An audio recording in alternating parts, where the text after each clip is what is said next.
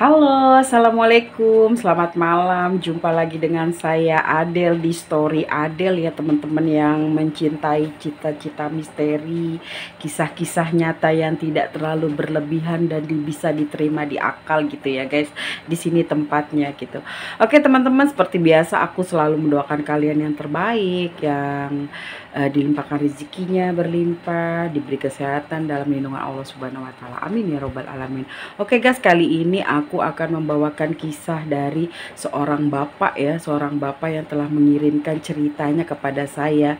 Bapak ini adalah seorang penjaga sekolah gitu ya teman-teman. Penjaga sekolah di salah satu kota gitu ya teman-temannya, di daerah Jawa gitu ya teman-teman ya. Nah, sekolah. Kalian pasti pernah membayangkan sekolah di waktu malam, sama kita membayangkan rumah sakit di malam hari. Nggak beda jauh ya guys ya, ya teman-temannya. Jadi kalian bisa ikut membayangkan, aku sedang membayangkan sekolah ini seperti apa jika di malam hari gitu ya. Oke, langsung pada cerita ya teman-temannya.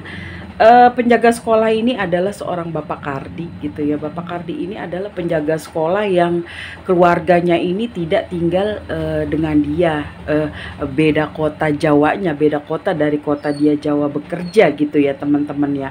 Jadi si Bapak Kardi ini adalah penjaga sekolah yang menetap di sekolah gitu teman-teman. Nah, singkat cerita teman-teman, pagi hari seperti biasa melakukan aktivitas gitu.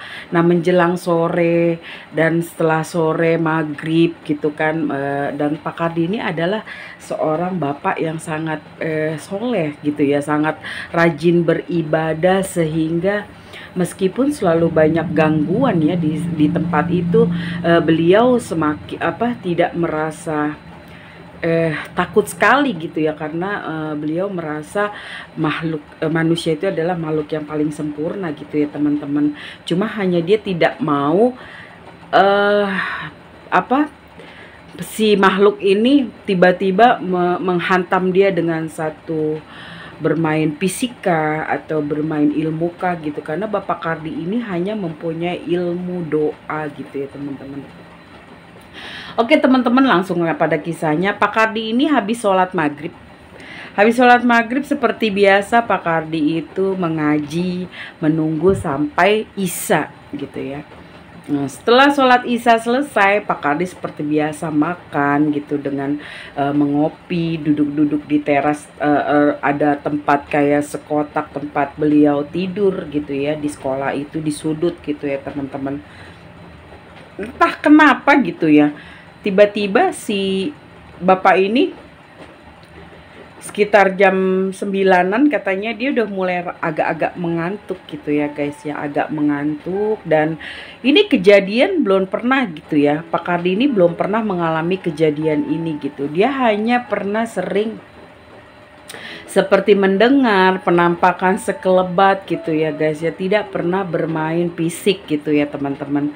Pada saat itu Pak Kardi kok ngantuk gitu, dan beliau tertidur di bangku teras, dan kopi masih ada, pintunya masih terbuka, pintu kamarnya, rumahnya gitu, dan dia seperti tidur kayak di balai-balai gitu ya teman-teman, bangku.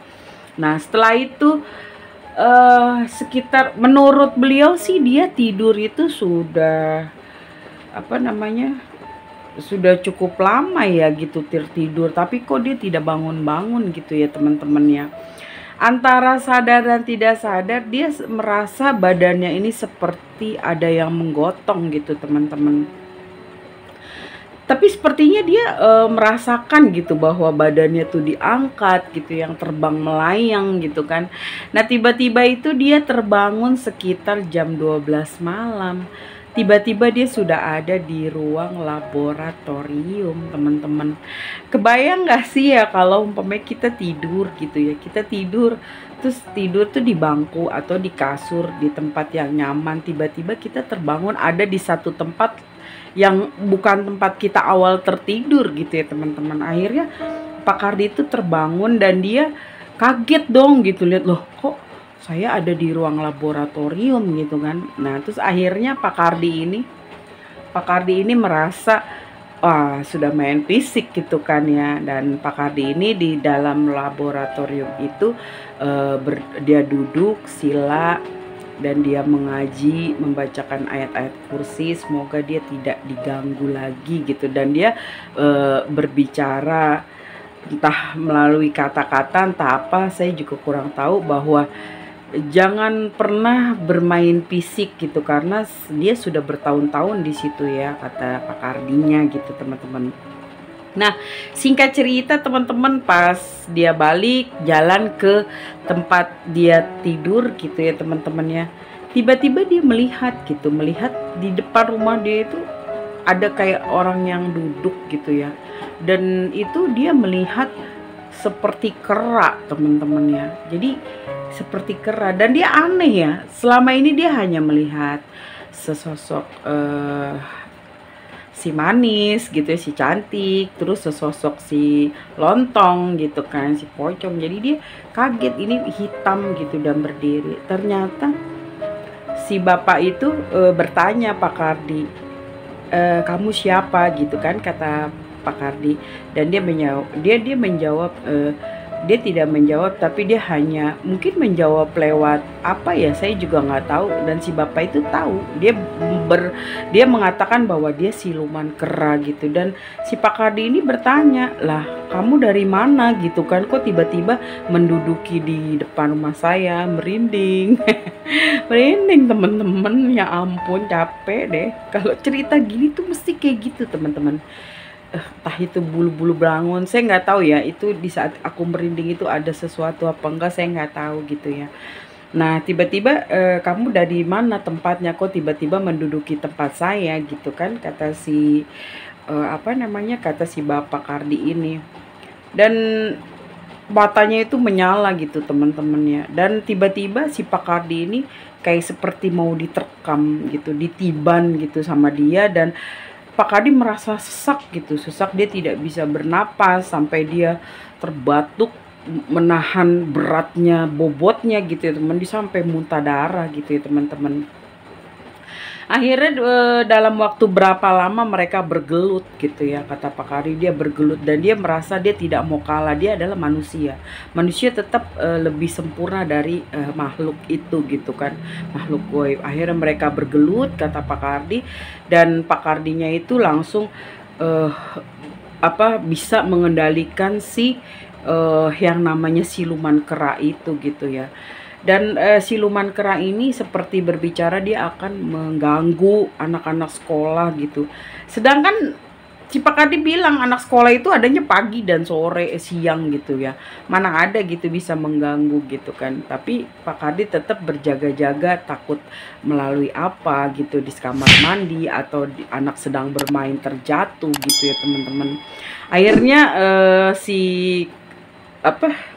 si jin kera itu pergi begitu aja teman-teman ya. Mungkin dia sudah merasa kalah gitu kan atas doa-doa yang dibacakan oleh Pak Kardi gitu kan. Akhirnya setelah selesai, Pak Kardi mengaji lagi, berwudu, dia mengaji, mengirimkan doa gitu teman-teman ya. Terus dia mengaji, terus dia sampai kelelahan, akhirnya tertidur. Dan subuh bangun, dia pagi melakukan aktivitas. Esok harinya, pagi harinya, si bapak ini mencoba menemui kepala sekolah gitu. Beliau tidak menceritakan hal-hal yang seperti itu. Beliau hanya menyampaikan bagaimana kalau untuk saat-saat ini setiap anak itu dipantau gitu. Takutnya ada hal-hal yang tidak diinginkan gitu ya teman-teman, dari si makhluk goib ini gitu, berjaga-jaga gitu ya. Kita kan perlu juga berjaga-jaga. Akhirnya diterima masukan dari Pak Kardi oleh kepala sekolah, dan dihimbau kepada orang tuanya setiap yang mengantar tolong perhatikan anak-anaknya dengan baik gitu ya teman-teman. Ya kalau menurut aku sih Pak Kardi adalah penjaga sekolah yang sangat mulia ya teman-teman. Beliau tidak memikirkan keselamatan dirinya, bahkan beliau memikirkan keselamatan semua orang gitu ya teman-teman. Seperti itu teman-teman. Jadi itulah teman-teman ya kisah dari seorang Pak Kardi. Pak Kardi terima kasih gitu yang udah berbagi kisahnya. Semoga Pak Kardi selalu dalam lindungan Allah Subhanahu wa Ta'ala dimanapun berada, amin, dan selalu diberi kesehatan. Yang kita petik, kita patut contoh ya teman-teman, contohlah orang seperti Pak Kardi gitu. Beliau tidak menyerah dulu gitu. Beliau punya keyakinan bahwa manusia ini adalah makhluk yang sempurna. Jangan mau kalah gitu ya teman-teman sama hal-hal seperti itu. Makanya saya suka heran kenapa manusia itu mau diperbudak oleh jin gitu. Sedangkan sebenarnya kita kalau mau kita yang memperbudak dia gitu, karena kita kan lebih derajatnya lebih tinggi. Itulah kelemahan manusia yang tidak beriman dan yang imannya sangat tipis gitu ya teman-teman, hanya memikirkan dunia. Oke teman-teman, itu aja kisah aku hari ini, malam ini. Semoga kalian, aduh ya ampun, terhibur deh ya. Pokoknya yang udah subscribe, like-nya, yang udah komennya, makasih banget gitu ya. Semoga kalian bisa mendukung, mensupport channel aku ini gitu. Doa kalian yang terbaik, harapan saya, dan kebaikan kalian harapan saya, dan saya akan selalu mendoakan kalian yang terbaik. Oke, thank you for watching. Assalamualaikum warahmatullahi wabarakatuh.